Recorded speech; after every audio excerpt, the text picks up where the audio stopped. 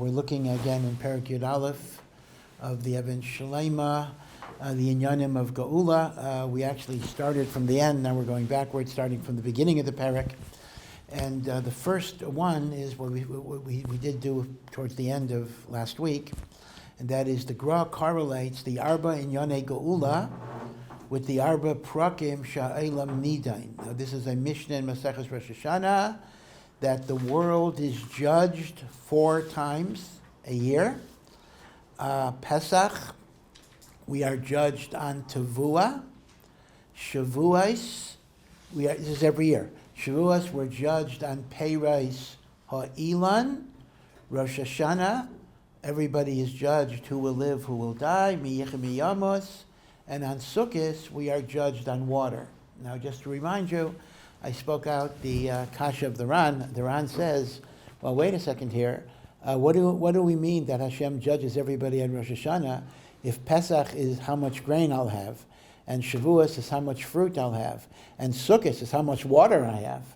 Then how is it Shayach? What is left for Rosh Hashanah, so to speak? Meaning Hashem decided all of these things. So the Ran is Mechalek between Hashem's judgment for the Klal, for the Olam, or maybe for Eretz Yisrael, and the allocation of those resources to the Yochid. So Hashem decides on Pesach how much Tevuah there will be in the world, but not how much you're going to get. Hashem decides on Shavuos how much Peiros Ha'ilan will be in the world, but not how much you're going to get. Hashem decides on Sukkot, although there's a kasha on that, how much water will be in the world, not how much you're going to get. On Rosh Hashanah, HaKadosh Baruch Hu will take the resources and will divide it up among Yechidim as to what I will get in the coming year. Now, I had mentioned that I'm not sure how that works on Sukkot unless it's a year ahead of time, meaning like this. Pesach, Hashem decides how much grain in the coming year. So by the time Rosh Hashanah comes along, Hashem has that base from which he'll divvy it up. Shavuos, same thing. Hashem decides how much Peiros Ha'ilan. So by the time Rosh Hashanah comes, he divvies it up. But Rosh Hashanah comes before Sukkot. So when Rosh Hashanah comes, Hashem has not yet decided how much water the world gets. Now, if Hashem will decide that the world will get less water and there'll be famine, then what does he decide on Rosh Hashanah? Because Hashem doesn't have the, so to speak, the amount of water. Unless you're going to say, I'm not sure, that on Sukkot, then you're going to have to assume a Mat Nazach, that on Sukkot there is a din for, next year's water, meaning to say on Rosh Hashanah Hashem allocates the water that was decided last Sukkot. It's a bit of a daichik, but that's could be how you're going to have to learn, right? So this is a Mishnah. This is not the Chiddush of the Gra. This is the Mishnah that says, B'dalid prakim ha'elam nidain. And on Rosh Hashanah, it's not only Hashem decides who will live and who will die with a final decision on Yom Kippur, but everything, your parnasa, your health, all of these inyanim are decided on Rosh Hashanah. When I say Rosh Hashanah, I mean preliminary judgment on Rosh Hashanah called Kesiva, and then a final judgment on Yom Kippur, then even Hoshana Rabbah. There's a lot of extensions. HaKadosh Baruch Hu, in his Midas HaRachamim, is constantly extending the deadline in various ways. There's a Ksiva on Rosh Hashanah, but it's not signed until Yom Kippur, but it's not delivered to the Malachim to carry out till Hoshana Rabbah. And then there are some inyanim that the Shaluchim can be called back until Chanukah. There's kind of, again, the Rachamim of HaKadosh Baruch Hu, that there are many, many extensions. Now, we do know another thing, it's not our sugya, the din of Rosh Hashanah, that the Gemara says, although your parnasa is determined on Rosh Hashanah, but there are certain inyonim that Hashem will give you extra, and it will not come out of your Rosh Hashanah allotment. And the 2 things the Gemara mentions is Haitzas Shabbos v'Yom Tov, the amount of money that you spend to honor Shabbos and Yom Tov with food and the like, and Haitzas Banov L'Talmid Torah, the amount of money you spent for the chinuch of your children. So whatever I spend, I get back from Hashem, meaning that doesn't come out of my cheshbon. Even if, l'mashal, it was Nigzra on Rosh Hashanah, I'm only going to get, let's say, $50,000 a year, let's say something like that. But if I spend $10,000 in the States, day school tuition is actually very high. I spend $10,000 on day school tuition, that's not going to leave me with 40 for carrots. I'm going to get my 50, and Hashem will be meisif the amount that I pay for day school tuition, and Haitzas Banav Huvnaisav L'Talmud Torah. Now that Lamaisa raises some very interesting questions. I mean, that's not our Indian, but so for example, number one, let's take Hoshav Shabbos V'Yom Tov. So does that mean, let's say I'm a poor guy, I'm an avrech, I don't really have a lot of money, but I know that whatever I spend on Shabbos and Yom Tov, even a single person can make the cheshbon, I'm going to get back. So I'm going to go, I have a credit card. The credit card has, let's say, $10,000 max. So every week I'm going to spend $10,000 on Shabbos and Yom Tov on my credit card. So your parents are going to say, are you crazy? What is going on here? So, oh, no, don't worry, Mom and Dad, I'm going to get it back. Now, l'chayra, we l'maisa see that usually it doesn't work that way. Maybe over your life you'll get it back. Who says it's every year? But Dafka, maybe Hashem you'll get it back, but it may take 50 years. That's another thing. But Rav Shlomo Zalman said realistically, it's a mud nazach that Chazal were not legitimating or endorsing or encouraging unlimited spending, even for Shabbos and Yom Tov. But they said, based on what is called a reasonable for you. So again, it's a little circular, but the pshat is you look at yourself, you're middle class, so this is what you do. You're rich, you do more. So the pshat is, within the normal hagdoros of the way a normal person would behave, you shouldn't be anxious. You shouldn't have a pachat, because the Eibishter will give it back to you. Einachinami. But there is a gavul. The guy spends $10,000 and he's not Bill Gates or whatever it is. He's not going to get it back, and he may not have money for his rent or whatever it is. So again, it in a way that makes the Maimer Chazal more difficult to apply, because so what is the madrega I'm in? Like, people send me shayla sometimes. Am I allowed to buy ice cream for Shabbos? It's hard to say b'diyok what's going on. But Rav Shlomo Zalman does say there's a gavul. But I think what's a bigger problem is Haitzas Banav L'Talmud Torah. The idea that whatever you pay for Chinuch Habanim, first of all, it's not so pashut that includes Chinuch Habanis, because even though Chinuch Habanis is very, very important, but it's not Talmud Torah technically. So let's say Chinuch Habanim even. Let's go with the Chinuch Habanim. Now we know that, I know a million people who have great, great financial difficulties making tuition, and we know that every Meiset, including Or Sameach, offers scholarships, reductions in tuition. So you might say, why should a school reduce tuition? The pshat is you get it back, right? What's the pshat? So one answer might be, that's gufa, how you get it back. In other words, like this, if full tuition is, let's say, $30,000, right? And you're given a scholarship, you only have to pay $5,000, right? So you're given a $25,000 scholarship. So instead of asking the kasha, the Eibishter didn't reimburse me, the answer is he did. He gave you $25,000. Who says the $25,000 is going to be, you're going to get cash in your bank account? Maybe it means you get a scholarship. But that does mean that the $5,000 you'll get back. In other words, so the way it's going to work is like this. If I get a scholarship for, let's say, $25,000, so I got it back, I got $25,000 back via the scholarship, and einachinami, the $5,000 that I paid, the Eibishter is going to reimburse me one way or the other. You see, in other words, so that's one mahalach. In fact, they ask a similar kasha by Shemitah. The Torah says, if you keep Shemitah, the Torah gives you a promise that you're going to have, because people say, Ma neichal, what are we going to eat on Shemitah? We're not allowed to plant, etc. I'll give you a bracha that you'll have in the 6th year, enough to carry you through. So the question they ask is, well, what do you mean? So how come we raise money, right? We raise Keren HaShvius. We raise money for the Shemitah farmers, and they say, oh, they're so poor, they have nothing to eat, they have nothing to sell, so we're mechuyev to support them. Why am I mechuyev to give a cent to them? The Torah says there's a havtacha that they're going to have everything they need. So why is there a Keren Shvius? Why is there Bechlal Tzedakah? So some people give a teretz, a little bit of a lembish teretz, that the haftacha for Shemitah is only when Shemitah is the Araisa. When the Torah says you have to keep Shemitah, the Torah gives you a haftacha. But Bisman Hazeh, most poskim say that the chiyuv of Shemitah is only midrabanan, because Shemitah is connected to Yovel, and Yovel requires that most of the Jews live in Eretz Yisrael. So Yovel we don't even keep even midrabanan. Shemitah we keep Zecher Lamikdash or midrabanan. So Mamela, who says there's a promise? There's the Torah promises when you're mechuyev the Araisa to keep Shemitah, there's a haftacha. There's no haftacha on a Shemitah drabanan. The Chazon Ish Lamaisa was very much chaylik on that. The Chazon Ish held there is a haftacha even on Shemitah midrabanan. By the way, that was one of the asaitis of Rav Kook. When Rav Kook was miyaseit, the infamous in the Haredi world, the infamous heter mechira, that he was allowed the land to be worked if you sell it to a guy, which the Rabbanut still uses.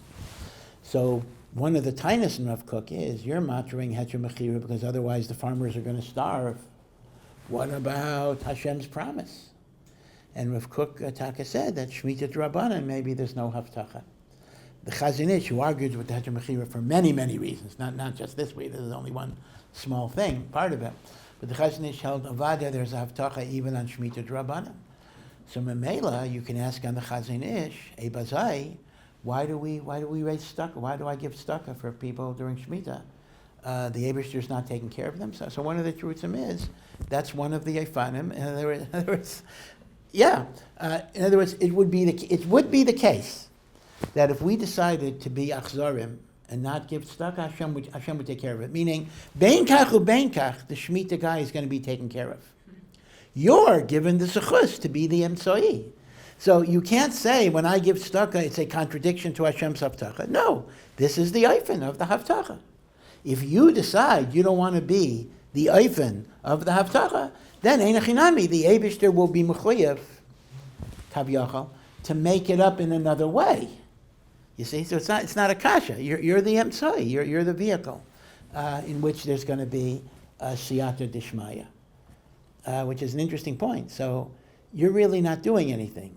Rather, it's your zechus to be the tzinor for HaKadosh Baruch Hu's bracha, and you can decide to be at tzinor, the pipeline for that bracha, or you can decide not to be at tzinor for that bracha.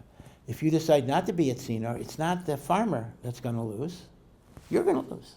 You're not going to have a chelik in that tzinor. Okay. So these are I don't know how I got onto it, but these are the four Yemei Hadin. Oh yeah, Rosh Hashanah we're talking. Yeah, okay. So the chiddush of the Gra is, to go over this, that he correlates the 4 Yemei Hadin to 4 stages in Geula, and essentially the way it works is that the hemshich of the Geula will run from Pesach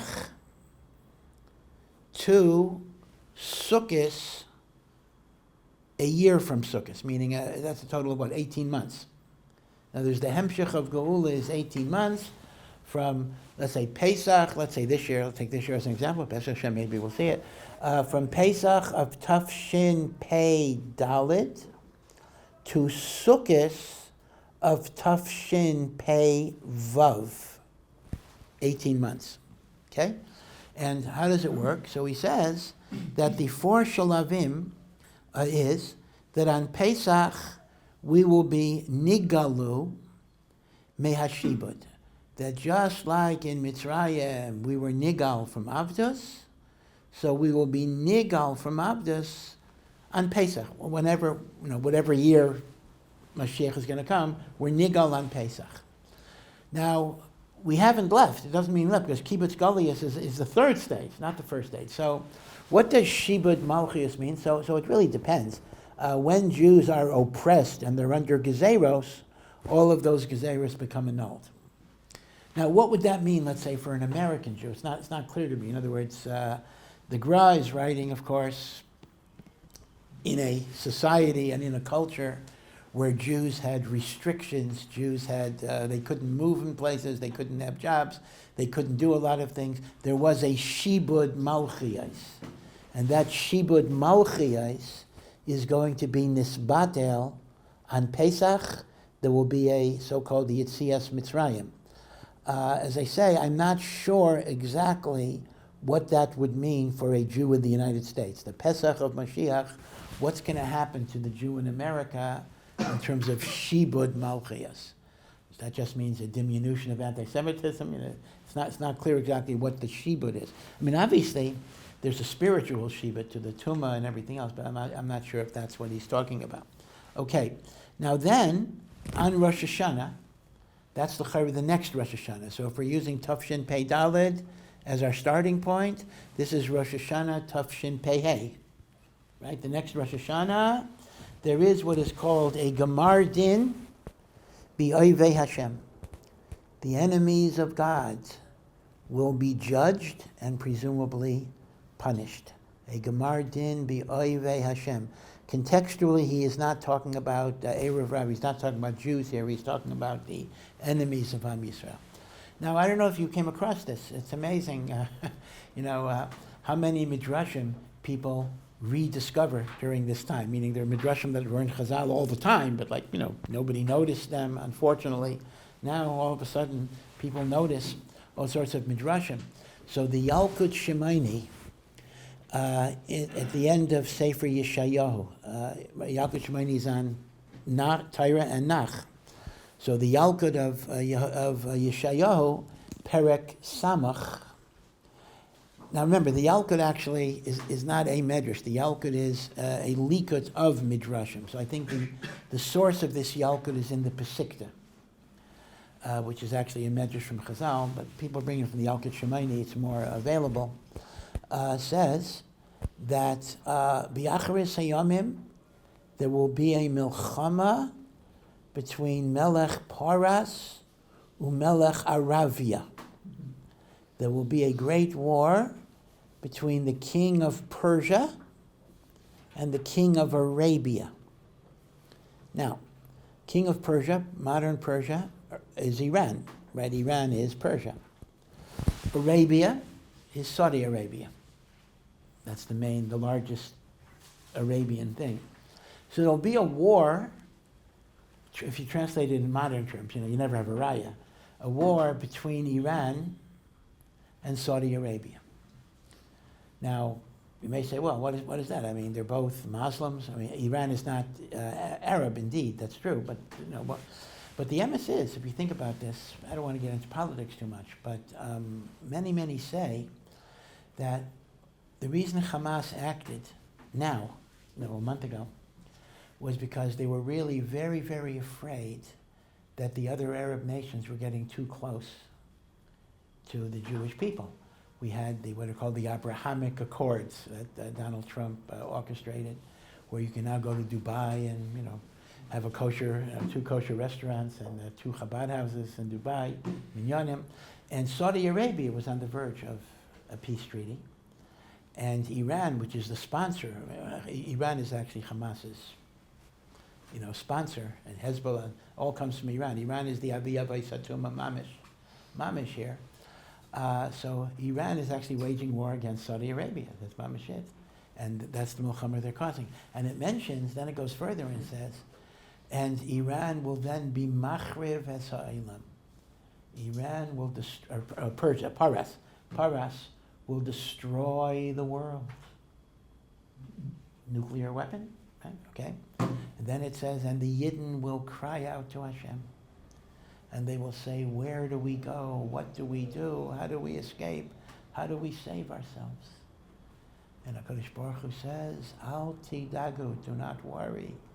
He called Masha Asisi, Lo Asisi as Allah b'shvilchem. Everything I did for you. The Medrash ends, Higia Zman Gulaschem. The time of your redemption has come. So Mamash Medrash, just a pella. Now again, I've mentioned a number of times 2 points from the Gra, which are not mentioned in the Even Shelaima actually. Point number 1 is that the war of Gog and Magog will only last 12 minutes. And no one knew what that meant other than nuclear war. Now we understand what it might mean. But number 2, the Gra says all of these things can be circumvented by tshuva, because they're nevuah l'ra. Any nevuahs that are negative and destructive can always be chayzer. So this can all change. But nevertheless, there is this notion of churban, and the churban will be, this actually ties in with the idea that this will be a gemar din b'oivei Hashem, a gemar din b'oivei Hashem, and this is connected to Rosh Hashanah, happening on Rosh Hashanah. Now then we have the third step, which is Shavuos. So this is the Shavuos of Tafshin Pei Hey. Right? Not the first Shavuos, the second Shavuos. There will then be Kibbutz Goliath. So apparently, many Yidden are here already, but the Jews that are in Chutz La'aretz will be in Chutz La'aretz, but Shavuos, there'll be a Kibbutz Goliath. Now again, I'm not even sure exactly what that means. I mean, on Shavuos itself, you're not going to be able to take an El Al flight, and it's not really shayach, even if it wouldn't be a Yom Tov, it's not shayach. Everybody, every Jew in Chutz La'aretz is coming on the same day. So again, we just don't know. I mean, obviously, this is probably referring to a tekufa, meaning the period of time around Shavuos, before, after. It's not referring b'diuk, to the day of Shavuos. There'll be kibbutz goliath. So again, what's the sequence he has? The sequence he has is Geula mishibud malchias, Gemar din b'oivei Hashem, number 2. Number 3, kibbutz goliath. And then finally, we have the sukkos of Tafshin Pei Vav. I'm using this year as the starting point. And that's going to be Binyan Beis Hamikdash, which is actually called a sukkah for HaKadosh Baruch Hu and the like. And therefore, the process of Geula will be nimshach, the Gra says, over this 18-month period, starting from Pesach. I'll use this year just for illustration, I don't know. Starting from Pesach, Tafshin Pei Dalet, through Sukkos of Tafshin Pei Vav. And that will be the 4 stages of Geula that correlate to the 4 Yemei Hadin. Again, there are many stiras. I mean, there are midrashim that say beferish that the Bayis Hashlishi is going to be mechonech in Cheshvan. Okay, but again, if Sukkot is Lav Davka, if Sukkot is around Sukkot, so that B'chlal is not going to be a stira. Now we're going to come back to this, because what's interesting is that this is a fascinating statement, but it doesn't connect it to the appearance of Mashiach at all, meaning when does Mashiach appear? And when is it Mashiach ben Yosef versus Mashiach ben David? Now, he just says these 4 things will happen, but he doesn't indicate, when will there be a Bias HaMashiach. So we'll have to be mindful, and as we go through it, sometimes he'll say in later Seifim certain details. Now, the other thing that's very strange is that when he says around Shavuos there'll be a kibbutz goliath, he says Al Yedei Moshe Rabbeinu, that the one that'll be makabetz Nidchei Yisrael will be Moshe Rabbeinu himself. Moshe Rabbeinu will come back and be makabetz Nidchei Yisrael, which is a beautiful thing, because it was B'dafka Moshe Rabbeinu that it was nigzar that he could not enter Eretz Yisrael, and he will be the one that will bring us. Actually, now that I'm thinking about this, Mordechai ben David must have based it on this. Mordechai ben David has a song they used to sing in NCSY all the time. Moshe Rabbeinu will lead us once again. Yeah. So now you know. Mordechai ben David has a makor in the Chiddush of the Vilna Gaon, that Moshe Rabbeinu will in fact lead us. That creates an interesting leadership conundrum. Again, I'm just thinking about practical questions, like Moshe Rabbeinu is not Mashiach. Moshe Rabbeinu is not going to be the Melech, right? The Melech will be Malchus Beis David. So it's kind of a little difficult, to be Mashiach when you have Moshe Rabbeinu around. Exactly. How is the authority going to be shared? Again, it's a very practical, simple question. I'm not so sure. I'm not so sure. But this is a chiddush that the Gemara bases on this ayar that Moshe Rabbeinu will be makabes nidchei Yisrael. Now, l'chayra, I do want to point out that l'chayra, the Rambam seems to beferish reject it. I mean, he doesn't say Moshe Rabbeinu won't do it, but when the Rambam describes the role and the function of Mashiach ben David, the Rambam's language is Yikabetz nidchei Yisrael. Mashiach ben David will bring all of the Yidden back to Eretz Yisrael. So l'chayra, it seems that the Rambam is not makabel this particular chiddush. Yeah. Is it possible to say that maybe it's like a nitzotz or a Geula of Moshe Rabbeinu and not Moshe Rabbeinu himself? Yeah. So here they have, there is a note here. 1 second. I saw a note here. 1 second.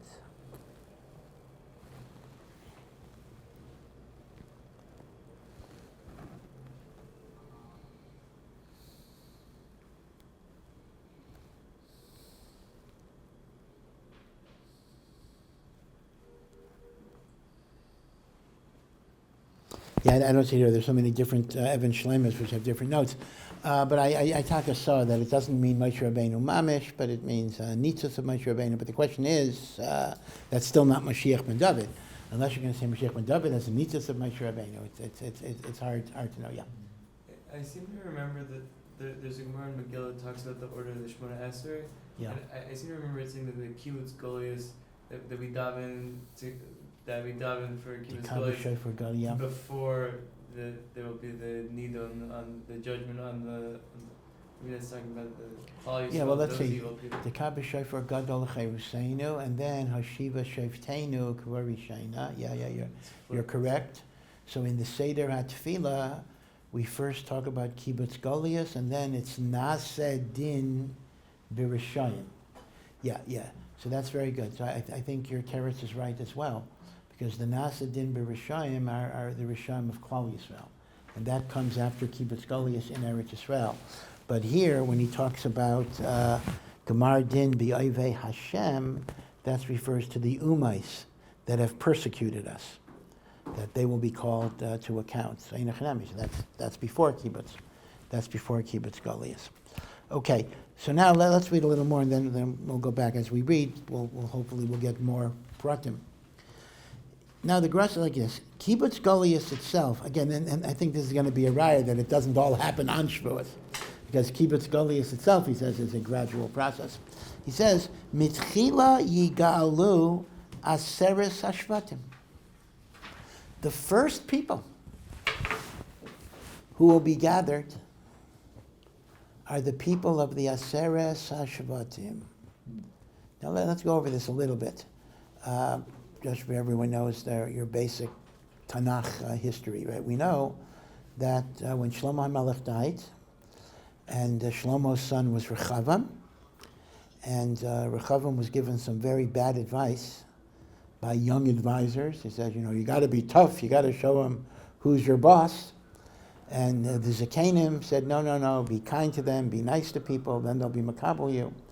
And Rechavam listened to the young people, and that's why the Gemara Nadarim says that when the young people give you advice, it'll turn out to be very destructive. You should listen to people with experience. And as a result, there was a revolt. Now, the revolt actually meant 10 Shvatim. 10 Shvatim seceded from the union, and they started their own malchus. Now, l'chayra, one has to keep in mind this was al pi Hashem, meaning it wasn't stama, a civil war. Otherwise, Rechavam could have killed them. They were married with malchus, but rather Hakadosh Baruch Hu told Achia Hashilaini, or Achia Hashilaini told them that they have the right to establish a malchus. So from that time onwards, there were actually 2 kingdoms in Eretz Yisrael. The southern kingdom was called Malchus Yehuda, and that was very small. That was only Yerushalayim and some area around Yerushalayim. And that, in Ruchnius, was very significant. Yerushalayim and the Beis HaMikdash later were located there. But in terms of the Shvatim, the only Shvatim that were there were Yehuda, Binyamin, and probably Rav of the Kohanim and Leviim, who were around the Mikdash. And that's called Malchus Yehuda. 10 of the Shvatim were in Shomron, and that was Malchus Yisrael. Now, Malchus Yehuda were the Malchei Beis David, meaning Mitchila v'yad Seif, it was son after son after son after son. So from Rechavam to Tzidkiyahu, which was the king at the time of the Churban, it's unbroken. Malchei Yisrael was much more anarchy. Like no dynasty lasted more than 4 generations, and then there was assassinations, and then there was internal revolts, etc. And Malchei Yehuda also had Rishayim, but Malchei Yisrael, like Kemat, everybody was a Rasha, and the like. Now, what happened was this: the first king of Malchei Yisrael was the infamous Yeravam ben Nevat, and Yeravam ben Nevat is described as the paradigm of the Chaytei Umachtias Harabim. Not only was he Chaytei Umachtias Harabim, he didn't want people to go to the Beis HaMikdash from the northern kingdom. So he put guards that wouldn't let people go, like a Berlin Wall. And he put up 2 Eglei Zohav in Beis El and in Shomron that Mamash, he brought back like the Egel, that people should worship Avodah Zarah. So when we think about Yeravam ben Nevat, we think about a very bad person. In fact, when the Rambam wants to give you the paradigm of Bechira, right? The Rambam says, you can be the greatest tzaddik or you can be the greatest Rasha. The 2 examples the Rambam gives is, you can be a tzaddik as great as Moshe Rabbeinu, and you can be a Rasha as bad as Yeravam ben Nevat. So like, he is the epitome or the nadir, the lowest point of a Rasha. But you have to remember one thing. Yeravam ben Nevat was chosen by HaKadosh Baruch Hu to be this king. Achia Hashilaini, a Navi. So Yeravam ben Nevat must have been a tzaddik. He was a righteous person. He was a great person. He was chosen by Hashem to be a melech. But he got in his kalkil with gaiva and the like. The Gemara gives us a story in Sanhedrin that HaKadosh Baruch Hu says to Yeravam, if you do tshuva, I, Hashem, and David, HaMelech, who's not alive anymore, and you will walk together in Gan Eden. We'll be together in Gan Eden. You'll be with David HaMelech and me in Gan Eden. Just do tshuva. So Yeravam ben Nevat asked HaKadosh Baruch Hu, Mi Baresh, who's at the head of the line? So Hashem said, well, David's going to be ahead of you. He says, I don't want the deal. He says, some Svarim say, Mi Baresh. He was saying, he didn't even want Hashem to be at the head of the line, whatever it will be. So Yeravam ben Nevat became this kalkal. You have to recognize, he was actually a tzaddik. He became, unfortunately, a miskalkal. So the malchus of the Aseres Hashvatim lasted for over 300 years. 300 years. The last king of the Aseres Hashvatim was Hoshea ben Elah, and during his reign, Sancheriv, king of Assyria, came and destroyed the northern kingdom and exiled the 10 tribes. I'll talk about where they went. Now, he then turned towards the south to be Machriv, Yerushalayim, and the Mikdash, and exile the Anshe Yehuda. And this was during the reign of Chizkiyahu HaMelech, who was very, very righteous. And you'll recall that Chizkiyahu was mispalel, and a great nace happened on the first night of Pesach, that 180,000 soldiers of Sancheriv's army died. The Malachi Asharis came down and destroyed them. This was a nace nigla. Yerushalayim was on the verge. In fact, the Gemara says Chizkiyahu could have been Mashiach had the generation been worthy. This was such a great, amazing miracle. Even during the Seder, in some of the songs we sing at the end of the Seder, we mentioned the Sancheriv, we mentioned this incident. So, the last 100 or so years, all you had was Malchus Yehuda, till they were destroyed by Bavel, which destroyed the Beis HaMikdash. Bavel had conquered Assyria, so Assyria was no longer a power. Okay, so the question becomes, where did the 10 tribes go? Right? It says that Sancheriv, by the way, invented the concept of Gullus. It's an interesting idea. Before Sancheriv, there was, of course, war. Everybody did war. But war meant, I conquered you and, you stayed where you were and you paid taxes and everything. Who was mechadesh, the Indian, that you take a population and you move them forcibly to another place? This is a chiddush, actually, right? Maybe it's a bad chiddush. This is a chiddush of Sancheirav. Sancheirav was the first king of the ancient world who invented the notion of galus. I mean, he did plenty of murder, but murder he didn't invent. That was before him. But galus was his chiddush. Now, why? Why was galus invented? I mean, I understand conquest, I understand money, I understand murder. I want your land, I'll take your land. But what's the musig of kicking people out?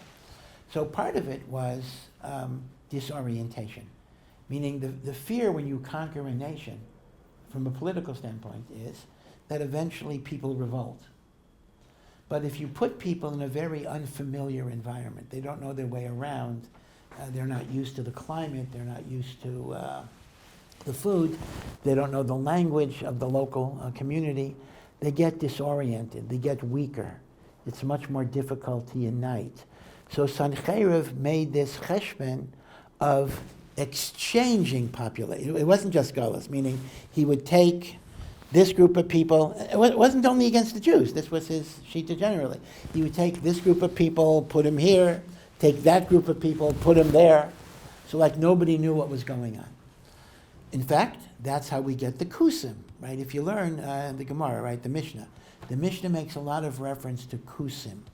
Now the kusim are normally translated as the Samaritans because they were Samaria is Shomron. The kusim, Kusa, is mentioned in Tanakh. Kusa is a province in Turkey or Iraq or around there. So the kusim were brought into Eretz Yisrael and the 10 Shvatim were taken out into these different places. Now, what's the story with the kusim? So it mentions that the kusim were very frightened because apparently they lived in more settled areas. Eretz Yisrael had mountain lions and wild animals, although we don't see it that much today.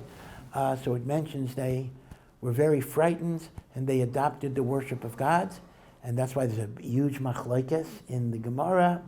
Are kusim geirei emes? Did they truly convert to Judaism? So the kusim were Jews? Or are the kusim geirei arayos? Arayos with an aleph, not an ayin. Geirei arayos means geirim because of lions, meaning they were not sincere. But they were afraid, so they thought they would worship God the way they worship other idols, together with other idols as well. And that's a huge machlokes. If halachically kusim were Jews, now hakol maidim, in the course of time, they weren't shomer mitzvah. So even if I hold kusim were geirei emes, a lot of stuff they do are puzzle. In other words, that's true no matter what. But the machlokes is, are they yidden or are they goyim? So in the Mishnah, every time there's a mention of kusi, there will always be this shaila, geirei emes or geirei arayas. However, in the Gemara, Shmuel already says that by his time already, hakol maidim, that the kusim are goyim mamish, because there was intermarriage and the like. So that's why la halacha, the way we deal with Samaritans is we're machzik Samaritans, as even though they have some Jewish customs, but they bring a korban pesach, right? I mean, it's not a real korban pesach, but on Har Gerizim, they bring a korban pesach. I shouldn't call it a korban pesach, but they bring something that they consider to be the paschal sacrifice. And many people, including some B'nai Torah, they want to see what a korban pesach looks like. I mean, it's really not proper to go because really it's considered to be takrubas avodah zarah. I mean, you're going to watch an avodah zarah korban that resembles b'chitzonius avodah in the Beis Hamikdash. So it's not really proper to even go and see, but some people do want to go and see it. So these are the Samaritans. And as I say, in the course of time, they now have the halacha of goyim gemurim, right? You may know the famous, I'm going to be here, the famous parable in the Christian Bible of the Good Samaritan, right? The Good Samaritan was a kusi who did chesed for somebody. Okay, so that's where the kusim were, right? So the kusim were taken from Kusa, brought to Eretz Yisrael.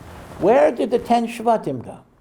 So we commonly talk about the lost 10 tribes. They were dispersed across Sancheriv's empire. And as a result, they seem to have never gotten reunited with us. So that would mean, so now let's think what that even means.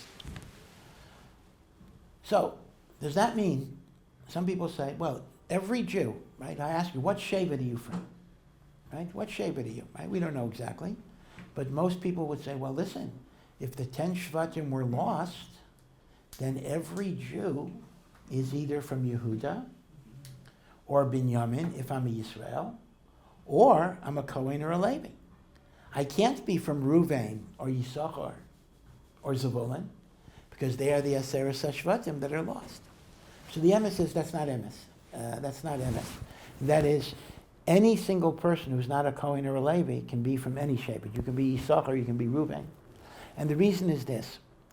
When we say the 10 Shvatim were lost, that means the Malchus of the Aseret Shvatim was Nispatel, and everybody who lived in Shomron was exiled. But you have to understand that even when there were two kingdoms, there was immigration, meaning to say there were people for Parnasa reasons, if for no other reason. There were people from the north who migrated to the south, and vice versa. So, if you would be in Malchus Yehud in the time of the Mikdash, it's true that the land was divided among the Shvatim. There was Yehuda's land, Binyamin's land. But in those Chalakim were people of other Shvatim too. They rented, whatever it is, they worked, whatever it would be. So it turns out that there never was an idea that every single one of the 10 Shvatim is like lost and gone. It means the Malchus was disintegrated, and therefore a majority of them were dispersed and lost. But within Klal Yisrael, there always was a remnant of all of the Shvatim. So therefore, you can be any Shevet that's there, even the Aseret Shvatim. Okay. But what about the Shvatim that Taka were exiled? So first of all, let me just mention another little Nakuda here. Shevet Shimon is very problematical, actually. Shevet Shimon, B'Pashtas, belongs to the 10 tribe grouping. But here's your problem. Rashi explains this. Shevet Shimon did not have a separate chelik in Eretz Yisrael. That was Yaakov's curse. Afitzein b'Yaakov. Right? Shimon had a bunch of cities in the chelik of Yehuda. So that creates a real problem. Shimon belongs to the northern kingdom, but Shimon's cities, separate cities, are dispersed b'chelkei shel Yehuda. So how does that work exactly? So some actually say that Shimon was basically a series of Berlin walls, meaning to say that Shimon owed its allegiance to the north, and they were situated in enemy territory of Malchus Yehuda, and they built walls. They built walls. They built walls, Pasha.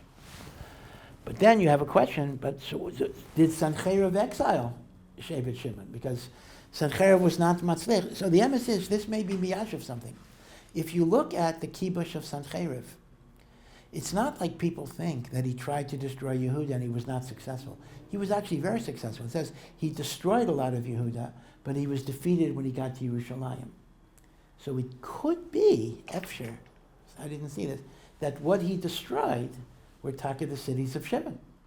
I mean, that would make a lot of sense. In other words, that was his kibush in Malchus Yehuda, the cities of Shimon. And when he went to Yerushalayim, then he got defeated and he couldn't do anything. And then he left. But Shimon was gone. Okay. So putting aside the problem of Shimon, it is an interesting problem in terms of the Aseret HaShvatim. Where did the 10 tribes go, other than those who were already living in Malchus Yehuda? So the truth is, we don't really know. They went all over the world, and in the course of time, there were many different theories. In the Middle Ages, Rishonim bring, but they don't bring it as from any makor, but these were just beliefs that people had, that they actually established fabulous kingdoms in distant parts of Asia and Africa. There was the kingdom of the Aseres HaShvatim, fantastically rich, fantastically wealthy, and every once in a while somebody showed up who claimed to have been a prince from that area. Again, this could be totally made up, but people would call it, and people were very, very interested in all of these things. Some say in much later times, the American Indians were from the Aseres HaShvatim. Some say the Vikings, back in Norway, Aseres HaShvatim. It's interesting that some claim, the Radvaz, the one Edus we have from a Gadol, is the Radvaz, who lived in the time of the Beis Yosef.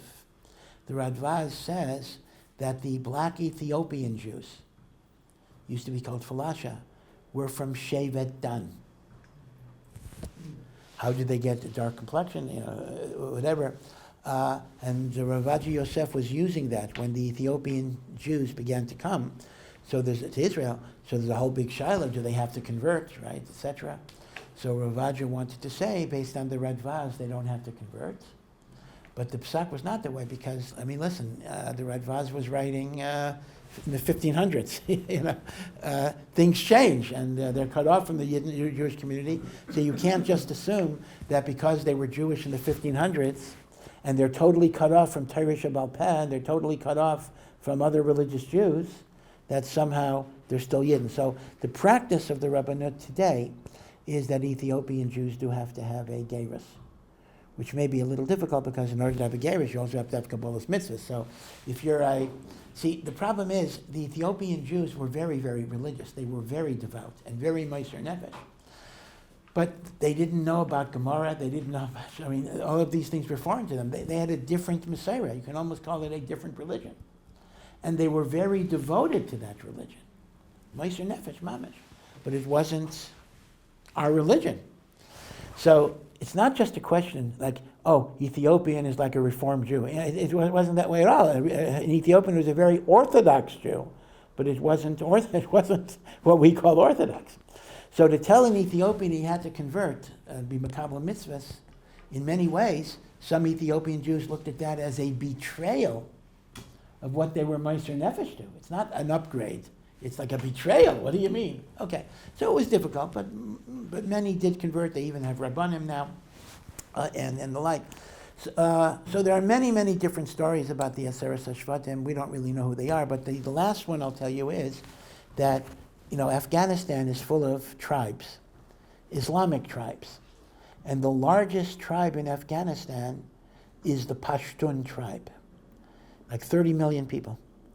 And the Pashtuns are Muslims, but they have strange things that resemble Judaism a little bit. So their names are Rabbani, Samani, which sound like Reuven and Shimon. They do bris milah on the 8th day. Now this is a chiddush. Muslims do bris because Yishmael did a bris, but they don't do it 8 days because Yishmael didn't do a bris the 8 days. The Pashtuns do circumcision at 8 days, and they observe a fast on Yom Kippur, which is an unknown holiday in the Islamic calendar. So, Mehechi Tesi, some want to say, Aseres HaShvatim. So even though they intermarried, and the Gemara itself says, Bizman Hazeh, anybody who claims to be from the Aseres HaShvatim, you're machzikim as a goy. Okay, because of the intermarriage and everything else. But still, they may come from the Aseres HaShvatim. I knew a Rav Abichayil, Zechrono Livracha, who had a job. He took on himself a job to identify lost Jewish communities and bring them to Eretz Yisrael. People who had Jewish blood, people who were Yidden. Sometimes they could convert, sometimes he proved they were Jewish. So he found like 20 people in Peru, 20, 30 people here, 50 people here. And the Israeli government was very, very supportive. Baruch Hashem, bring him over. And then he came across the Pashtuns, which were 30 million Muslims. And he lost his support from the Israeli government. At that point, the last thing they wanted is to bring 30 million Muslims and make them citizens of Israel.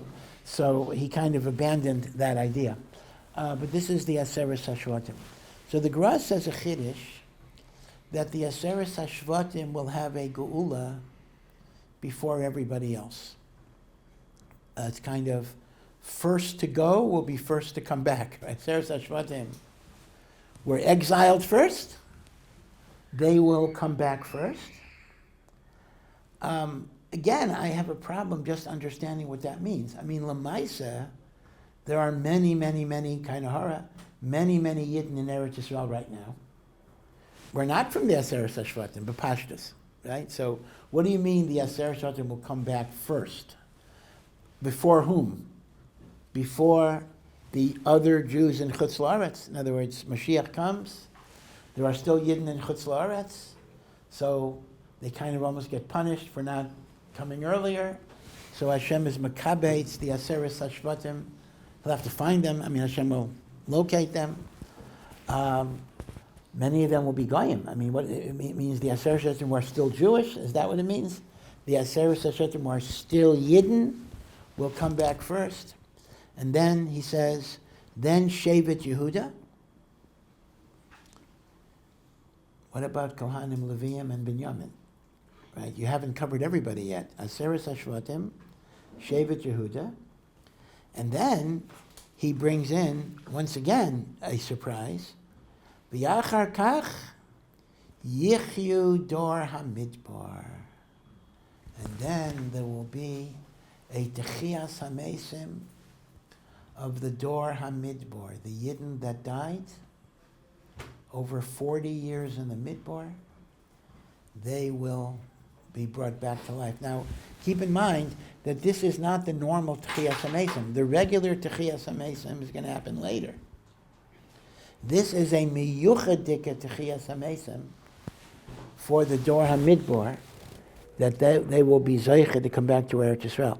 In a way, it's a beautiful symmetry, because the Gra already said that Moshe Rabbeinu is going to be makabeitz the Goliath, and part of the Goliath he's going to be makabeitz are the Dor HaMidbar. It's a beautiful idea that the leader, the captain, doesn't abandon the ship. Moshe Rabbeinu was the captain, and in some ways, you could say, I mean, that's not a way to talk, that Moshe Rabbeinu failed his job. He didn't carry out his job. He was supposed to take this door to Eretz Yisrael.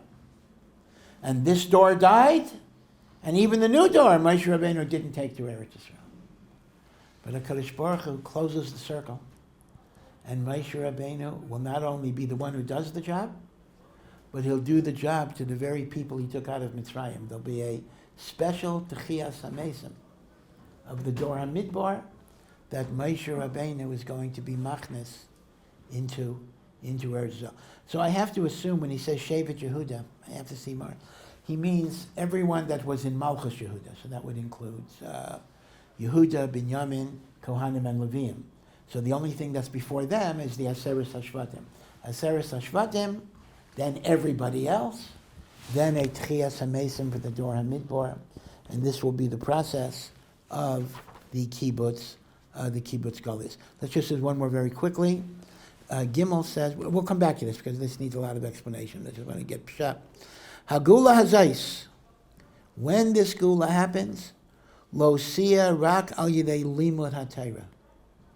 So the Gra, which you might expect, the Gra would say, that the main thing that will bring the Geula into the world, says the Gra, will be limud hatayra. Okay, so far that's standard, that's what you'll hear in yeshiva. But then, listen to the next line, which you're not going to hear in yeshiva. V'ikar ha'geula, talya b'limud ha'kabbalah. And when we talk about Talmud Torah as bringing the Geula, the Ikar Geula depends on learning Kabbalah, learning what is called the Penimius HaTorah, the inner meaning of the Torah. Kabbalah, Zohar, Ari, Arizal, whatever it would be. So this is from the Gra.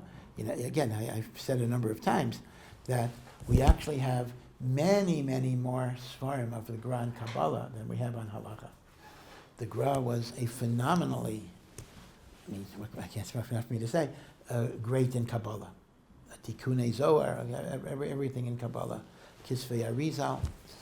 He's chaylik on the Ari, but that's because he was so great in Kabbalah. He could be chaylik even on the Arizal. And the Gra says the Ikar HaGeula comes al yedei limud HaKabbalah. And the emes is, this is why one of the reasons why in Ruchnius, Kabbalah, although it gets distorted, is very, very, much more popular than it was, meaning everybody wants to learn a little bit of Kabbalah. And it's connected to the neshama being margish. The neshama is being margish, that we're getting closer to the Geula. And in order to get us over the top, we need to connect to the Panemius HaTorah that is called Kabbalah. So it's no accident that precisely in Ikvasa de Mashiach, it's subconscious. People who never heard this line of the Gra. But the neshama is margish to be makar of the Geula. We have to be connected to the Panemius of Torah. And that's why there's the growth of Kabbalah. Like anything else, it can go in very bad directions. The Kabbalah Center, all sorts of, stuff that's not good. But that's the nature of things, that everything good can be makulkal and taken to bad places. But b'yetzem, the she'ifa for Kabbalah is a yearning for Geula. The neshama is margish, that this is what brings Geula into the world. Okay, so this is a very surprising. I say the first half of the statement is like mainstream. The second half is, once again, a kind of an unexpected chiddush that the Gra throws at you. Okay, stop here. Good job.